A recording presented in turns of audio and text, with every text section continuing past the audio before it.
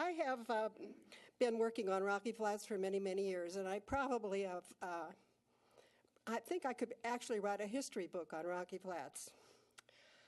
I spent over 10 years as a full-time Rocky Flats point person for the city of Westminster. I was the interface for the city between the DOE, EPA, congressional delegation, the governor's office, local staff, and Washington, D.C. congressionals, and the Colorado governor's office, as I said, and the CDPHE. I'm here to express my concerns for the new proposed Rocky Mountain Greenway Trail System and the federal FLAP grant, matching grant program. This is being requested from Jefferson County and other local governments.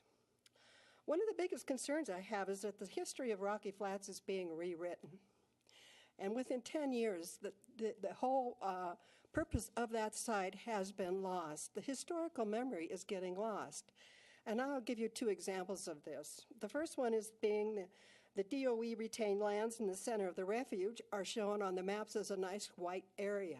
But actually, it's a Superfund site, and it is still on the NPS list as a Superfund site. And it's an active treatment site.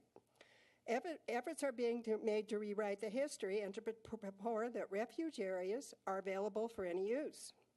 It was the Colorado Department of Health regulator, Steve Tarleton, that stated during future site use discussions that he initially believed the site could have been used for housing or industrial use until he saw the extent of the underground volatile organic compound plumes. The VOC fumes will percolate up through the soil and would make a home or industrial building dangerous to inhabit. The site is not safe for any use. Another example of attempts to whitewash the site history is the designation of the Superfund area now being labeled as DOE retained legacy lands. Commissioners, it has been 11 years since closure and the treatment systems are still not functioning properly. What I would like to have you do is to take a look at some of the early history of that site. One of the big areas that I have taken a big issue in is Walnut Creek and what has been flowing in that creek. The trail system, which runs north and south side of Indiana to Highway 128, is the site that all of the local governments chose for a trail system because they knew that it would not be causing the area where there is the most amount of contamination.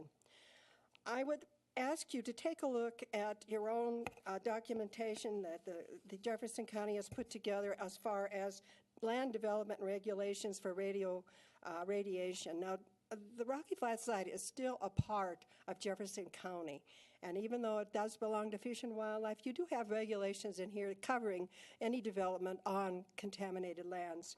And in here you actually have a sampling plan, and I would ask you to take that into consideration when you review the information for this here trail system. Thank you.